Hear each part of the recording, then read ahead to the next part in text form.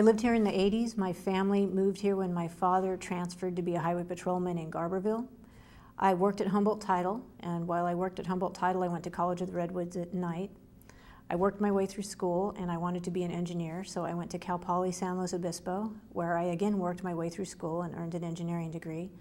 I moved to Santa Barbara, where I was a design engineer in the high-tech industry.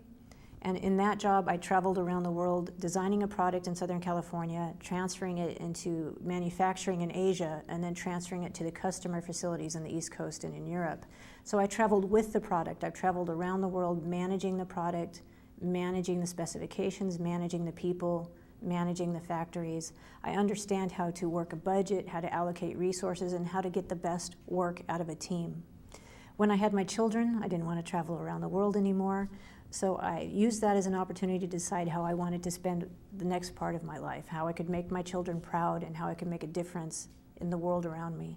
And I wanted to become a prosecutor. Like I said, my father's a highway patrolman, my grandfather was a retired highway patrolman, so it was pretty clear to me that I wanted to go into public service. I went to law school at night, working my way through law school, working during the day, going to law school at night, and became a prosecutor. And the only place I ever applied was Humboldt County. It was my goal to come back to Humboldt County, to bring my children to my parents, and come to work here. So now I've been in the Paul's office for 5 years as a prosecutor.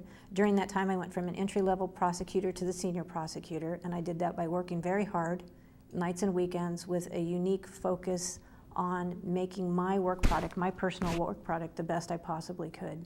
And in doing so, I proved to Paul that I had the ability to take the tougher cases, and he kept giving them to me, and I'm at the point now where I feel like I could manage the office.